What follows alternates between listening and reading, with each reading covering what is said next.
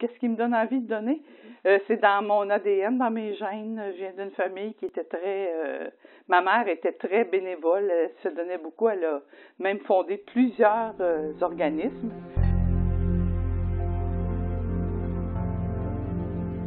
Comme j'ai déjà dit à quelqu'un, j'ai pas hérité de millions, on n'était pas riches, on était une famille de 8 enfants, puis mon père était agriculteur, mais elle m'a donné tellement de richesse d'avoir le goût de me donner puis de m'impliquer.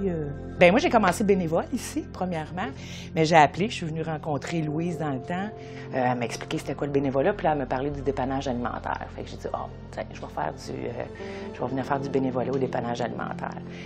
Puis j'ai commencé comme ça. Puis 2 mois plus tard, je pense qu'on m'engageait. Fait que puis je suis là depuis 14 ans. J'ai téléphoné à 11 personnes et moi, ça faisait 12, les 12 apôtres. Et elles sont venues toutes le mercredi 10 février 82 à une réunion, première réunion. Et nous étions à l'ancienne caserne des pompiers. Connaissez-vous ça, à côté de l'hôtel de ville, l'ancien hôtel de ville de Dorion? Et l'escalier branlait pas mal. Je me dis, on ne restera pas longtemps ici. Alors, je suis devenue chauffeur bénévole. Et surtout dans les hôpitaux de Montréal. Je les connaissais par cœur, presque tous. Alors ça a duré jusqu'à la COVID. Moi, je me suis surtout servi des cloches. Je trouve ça extrêmement pratique, ils sont bien situés, puis je sais que ce que je mets là va à l'actuel.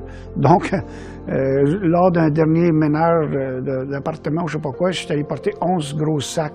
C'était ma façon à moi d'aider, mais c'était la façon à l'actuel de m'aider aussi, parce que sans ça, c'était des vidanges. Mais les cloches, pour moi, là, j'apprécie beaucoup.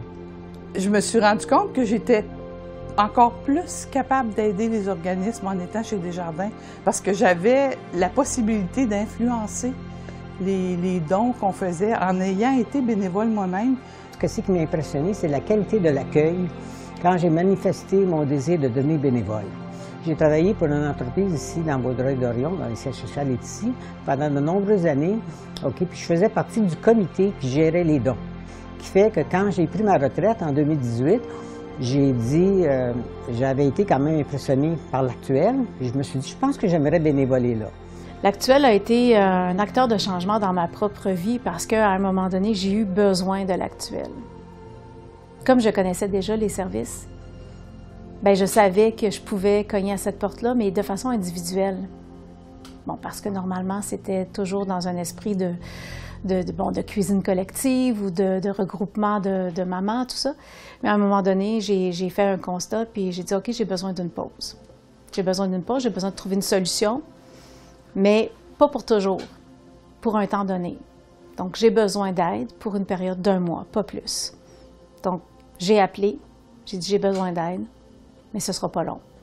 Je savais où je m'en allais, j'avais une vision, j'avais des objectifs à atteindre, mais j'avais besoin de reprendre mon souffle pour un aspect très précis.